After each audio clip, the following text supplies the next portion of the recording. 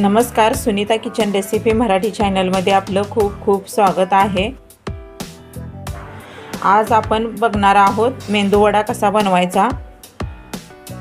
मेंदूवडा बनवण्यासाठी मी उडदाची डाळ पाव किलो घेऊन ती रात्रभर भिजवून घेतलेली आहे एका बाउलमध्ये। तर ही उडदाची डाळ रात्रभर भिजलेली आहे, बघू शकता भिजून अशी मस्तपैकी फुललेली आहे। तर ही डाळ आता आपण नितळून घेऊया। ह्याच्यातलं पाणी पूर्णपणे काढून घ्यायचं आहे। डाळीतलं पाणी नितळून घेण्यासाठी मी इथे खोल असं एक पातेलं घेतलेलं आहे आणि एक पुरणाची चाळण घेऊन पाणी नितळून घ्यायचं आहे। तर ही डाळ याच्यामध्ये ओतून घ्यायची आणि पूर्णपणे डाळीतलं पाणी नितळून घेऊया। डाळीतलं पाणी पूर्णपणे नितळून झालेलं आहे। आता एका मिक्सरच्या भांड्यात डाळ टाकून बारीक करून घेऊया। इथे मी एक मिक्सरचं भांडं घेतलेलं आहे, याच्यामध्ये डाळ टाकून घेऊया। ही डाळ बारीक करायला साधारणतः 4 ते 5 मिनिटं लागतात। तर बारीक केल्यानंतर चमचा टाकून पूर्ण डाळ एकत्र करून परत फिरवून घेऊन बारीक व्यवस्थित करून घ्यायची आहे। बघू शकता इथे डाळ फिरवून झालेले आहे मिक्सरला लावून।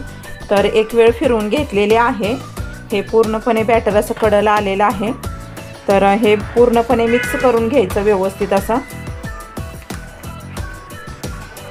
आणि मिक्सरच्या भांड्यामध्ये मध्यभागी असं आणून घ्यायचं आहे। आपल्याला पाण्याची आवश्यकता पडल्यास 1-2 चमचे पाणी टाकून बारीक करून घेऊ शकता बॅटर हे। तर इथे मी 1 चमचा इतकं पाणी टाकून घेणार आहे।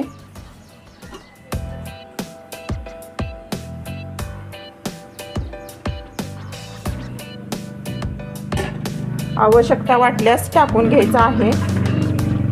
आता हे फिरवून घेऊया मिक्सरला परत।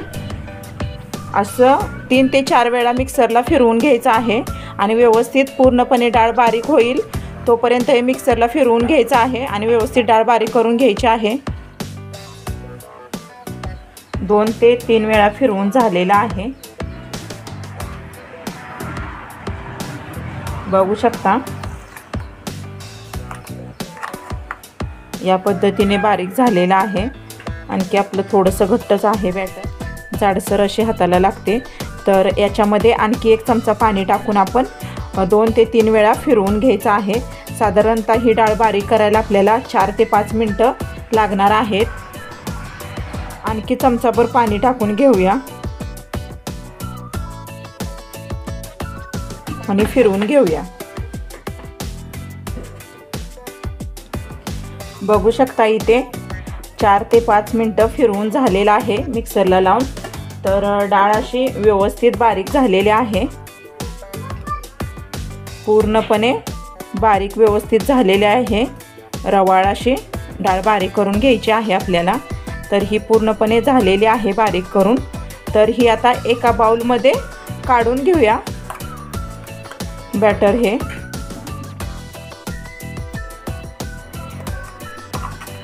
याच पद्धतीने सर्व डाळ बारीक करून घेऊया आता। इथे आपली सर्व डाळ बारीक झालेली आहे करून। तर ही पूर्णपणे सर्व हे बॅटर एकत्र करून घ्यायचं आहे मिक्स करून। या बॅटरमध्ये चवीनुसार मीठ टाकून घ्यायचं।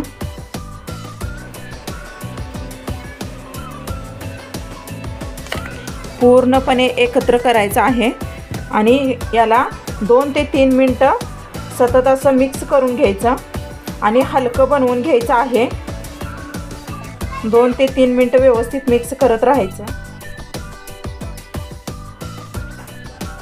2 ते 3 मिनिटं झालेलं आहे, व्यवस्थित असं बॅटर मिक्स करून झालेलं आहे।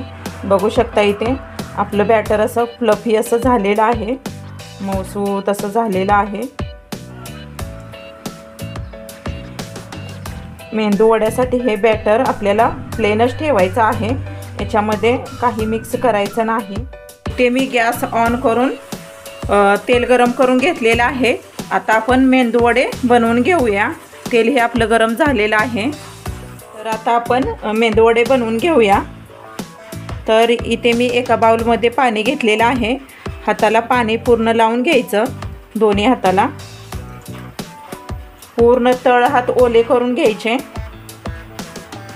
आणि या बॅटरमधला एक गोळा घ्यायचा असा, तो अगदी हलक्या हाताने दोन्ही हातावर फिरवून गोल गोल असा करून घ्यायचा.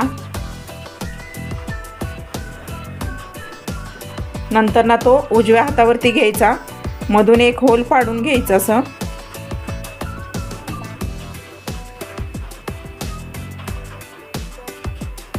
होल पाडून झालेला आहे. आता तेलामध्ये सोडून घ्यायचा आहे. आता हा मेंदूवडा अलगद हाताने तेलामध्ये सोडून घ्यायचा. अशा प्रकारे पूर्ण पॅनमध्ये आपण तेलामध्ये मेंदूवडे सोडून घेऊया. इथे माझे सर्व मेंदूवडे तेलात सोडून झालेले आहेत. जरी मेंदूवडे तेलात सोडताना त्याचा आकार वाकडा तिकडा असला तर त्या मेंदूवड्याचा तळल्यानंतर आकार व्यवस्थित असा गोलच दिसतो. तर हे मेंदूवडे आता आपण 3 ते 4 मिनिटं तेलामध्ये तळून घेऊया. आता या दुसऱ्या बाजूने पलटून घेऊया.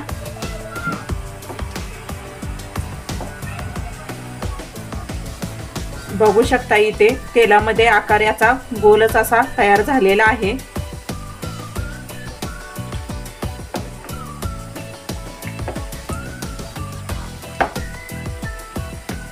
आता हे मेंदूवडे दुसऱ्या बाजूने पलटी मारून झालेले आहेत. 2 ते 3 मिनिटं तळून घेऊया क्रिस्पी होईपर्यंत.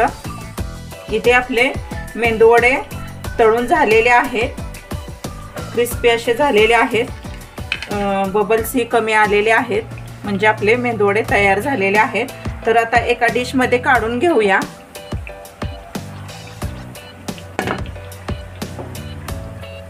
इथे माझी गरमागरम मेंदूवडा ही रेसिपी तयार झालेली आहे. बघू शकता इथे मेंदूवडा खूप असा क्रिस्पी असा झालेला आहे. याचा आवाज असा कुरकुरीत येतोय, खूप असा कुरकुरीत झालेला आहे. त्याचबरोबर सांबर, खोबऱ्याची चटणी व सांबर ही माझी रेसिपी बघायची असेल तर तुम्हाला याची लिंक डिस्क्रिप्शन बॉक्समध्ये दिलेली आहे. तर इथे आपलं सर्व तयार झालेलं आहे. मेंदूवडा, सांबर, खोबऱ्याची चटणी ही माझी रेसिपी आवडल्यास सुनीता किचन रेसिपी मराठी चॅनलला सबस्क्राईब करा, लाईक करा, शेअर करा. धन्यवाद.